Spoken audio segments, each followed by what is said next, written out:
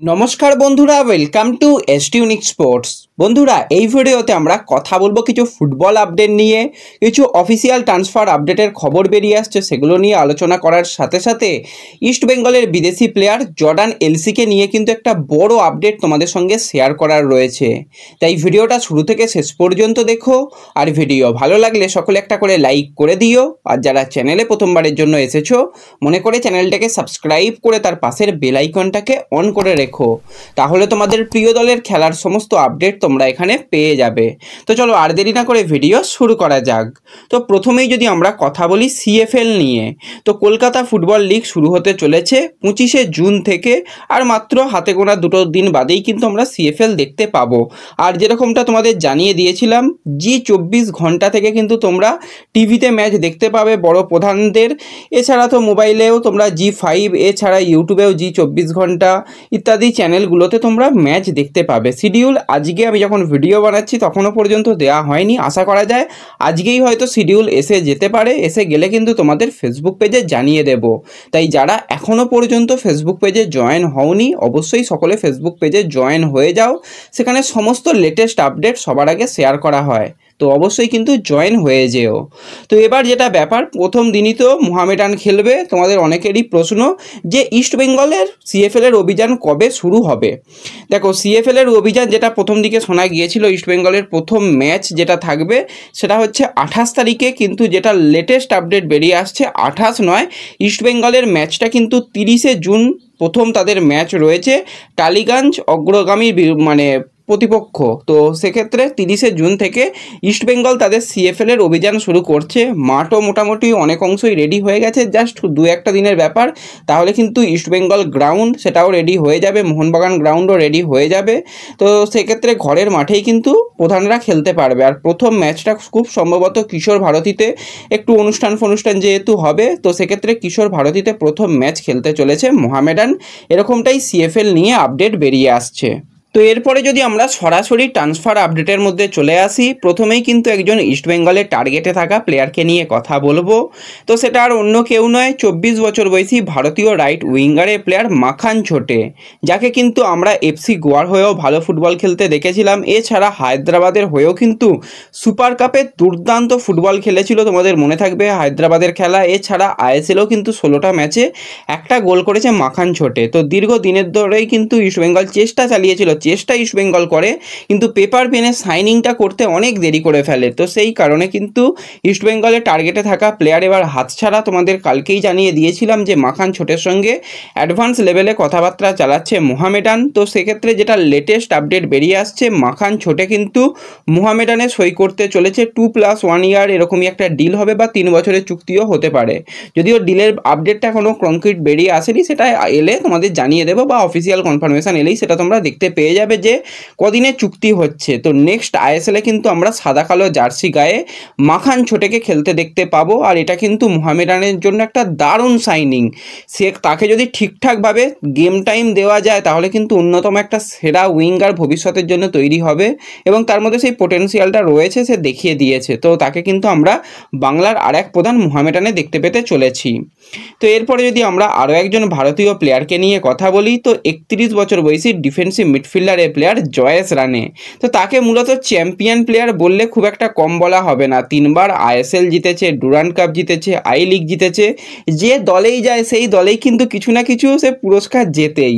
তো last year সে খেলছিল Bengaluru FC থেকে লোন ডিলের মাধ্যমে এসে মুম্বাই সিটি এফসিতে, এবং সেখানে সত্যি জয়েশ রানের পারফরমেন্স নজর কাড়া পারফরমেন্স ছিল, এত ভালো পারফরমেন্স করেছে। বেশ কিছু বড় বড় ম্যাচে কিন্তু জয়েশ রানের কাছ থেকে খুব ভালো পারফরমেন্স দেখেছিলাম। তো বেঙ্গালুরু থেকে লোন ডিলে এসেছিল, কন্ট্রাক্ট শেষ হয়ে গিয়েছিল, তোমাদের জানিয়েছিলাম কিছুদিন আগেই যে জয়েশ রানের সঙ্গে কিন্তু কথাবার্তা চালাচ্ছে মুম্বাই সিটি এফসি তাদের দলে ধরে রাখার জন্য। তো সেইভাবেই কিন্তু মুম্বাই সিটি এফসির তরফ থেকে অফিসিয়ালি আপডেট এসে গেছে, জয়েশ রানেকে কিন্তু এবার পার্মানেন্ট ডিলে সাইন করিয়ে নিল মুম্বাই সিটি এফসি, অফিসিয়াল কনফার্মেশনও এসে গেছে। তো একটা ভালো সাইনিং করে নিয়েছে। মাঝ মাঠে যদি লাস্ট সিজন যেরকম পারফরমেন্স দিয়েছে জয়েশ রানে, যদি সেরকম পারফরমেন্স বা তার থেকেও ভালো পারফরমেন্স দিতে পারে তাহলে কিন্তু আপুইয়ার অভাব অনেকটাই মিটিয়ে দিতে পারে জয়েশ রানে। এছাড়া বেশ কিছু ইয়াং প্লেয়ারের দিকেও মুম্বাইয়ের নজর রয়েছে, তারাও কিন্তু মাঝ মাঠের অন্যতম সেরা অপশান হতে পারে। তো দেখা যাক কতটা ভালো ফুটবল খেলতে পারে এই জয়েশ রানে। এরপরে যদি আমরা ইস্টবেঙ্গলের নয়নের মণি 30 বছর বয়সী অস্ট্রেলিয়ান সেন্টার ব্যাক জর্ডান এলসের কথা বলি, তো জর্ডান এলসে কিছুদিনের মধ্যেই কিন্তু প্রতিটা লাল হলুদ সমর্থকের মনে একটা আলাদা জায়গা তৈরি করে নিয়েছিল। ডুরান্ড কাপে মাত্র 6টা ম্যাচ খেলেছিল, সেখানে একটা গোল করেছিল এবং জর্ডান এলসে কলকাতাতে এসেই বলতে গেলে মাঠে নেমে পড়তে হয়েছিল তাকে, কারণ হাতে সময় ছিল না, বেশি দিন ট্রেনিং বা প্রি সিজনের সময়ই ছিল না, তাকে নেমে পড়তে হয়েছিল। তো তখনই আমরা বলতাম যে জেট ল্যাগের একটা ব্যাপার থাকে, তারপরও রিস্ক নিয়ে নামানো হচ্ছে, কিছু করার নেই, তখন এমনই পরিস্থিতি ছিল। তো সেক্ষেত্রে পরবর্তী সময় দেখা গেল যে ACL এর মতন জায়গায় তার আবারও একটা বড় ইনজুরি, দীর্ঘ দিনের জন্য মাঠের বাইরে চলে গিয়েছিল। কলকাতাতে এসে আবারও কিছুদিন আগে ফিরে এসেছিল দলের সঙ্গে রিহ্যাব করতে, এবং রিহ্যাব কমপ্লিট মানে ইস্টবেঙ্গলে যেহেতু টুর্নামেন্ট শেষ হয়ে গিয়েছিল সেইভাবে সবাই ফিরে গিয়েছিল, বাকি রিহ্যাব কমপ্লিট কিন্তু সে তার দেশেই করেছে। এবার জর্ডান এলসেকে কিন্তু প্রতিটা লাল হলুদ সমর্থক থেকে শুরু করে কোচ কার্লেস কোয়াদ্রাতো পরিকল্পনার মধ্যে রাখতে চায়, তা না হলে যখনই প্লেয়ারটা ইনজুরি পেল তখনই তাকে ছেড়ে দেওয়া হতো, কিন্তু তাকে ছাড়া হয়নি। একটা বছর কিন্তু তার সুস্থতার জন্য চেষ্টা চালানো হয়েছে যাতে পরে তাকে ব্যবহার করা যায়, এমনকি তার বয়সটা তো বেশি নয়, মাত্র 30 বছর বয়স। তো সেক্ষেত্রে ইনজুরিয়ে তো ফুটবলের অঙ্গ কিছু করার নেই, পরবর্তী সময় সে রিহ্যাব করে সে একদম পুরো ফিট হয়ে আবারও ফিরতে পারবে, এরকমটাই আশা ছিল। এবছরও কিন্তু তাকে রাখার পরিকল্পনা রয়েছে ইস্টবেঙ্গলের মধ্যে, তাকে ষষ্ঠ বিদেশি বা আনরেজিস্টার্ড বিদেশি প্লেয়ার হিসেবে রাখার চিন্তাভাবনা রয়েছে। এবং তোমাদের লাস্ট যেটা তোমাদের আপডেট দিয়েছিলাম তার কিন্তু একটা মেডিকেল টেস্ট হবে, সেটা কোথায় হবে আমার কাছে কোনো রকম আপডেট ছিল না, আজও নেই, যে সেটা অস্ট্রেলিয়াতে নাকি কলকাতায় এসে তারপরই তাকে নিয়ে সিদ্ধান্ত নেওয়া হবে। এবং জর্ডান রীতিমতন সে প্রস্তুতি পর্ব অস্ট্রেলিয়াতে ছাড়ছিল, তোমাদের যেরকম যখন আপডেট পেয়েছি জানিয়েছি। তো আজকে মোটামুটি একটা আপডেট, আজকে নয় কাল রাত্রির থেকেই আপডেট একটা বেরিয়ে আসছে, কয়েকজন আমাকে ফেসবুক পেজেও সেটা শেয়ার করেছিল, তারপরেও তার আগে দেখে নিয়েছিলাম, তারপরেও দেখলাম যে অনেক ঘন্টা হয়ে গেলেও সেটার কোনো পরিবর্তন হয়নি। তো ব্যাপারটা কি একটুখানি তোমাদের সঙ্গে খোলাখুলি বলি, তাহলে তোমাদের বুঝতে কিছুটা সুবিধা হবে। তো ইস্টবেঙ্গলের সঙ্গে জর্ডান এলসের তো কন্ট্রাক্ট শেষ, কিছু করার নেই।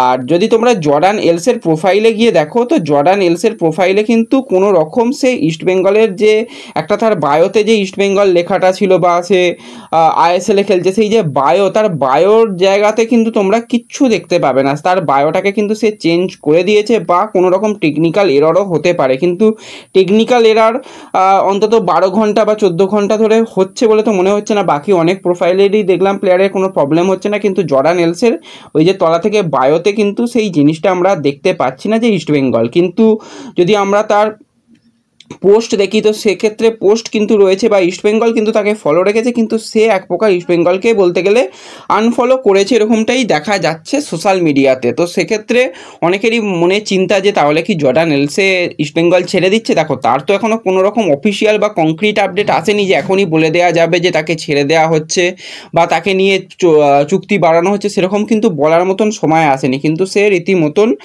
মানে তার বায়ো থেকে ইস্টবেঙ্গলকে সরিয়ে দিয়েছে, এটাই আপডেট।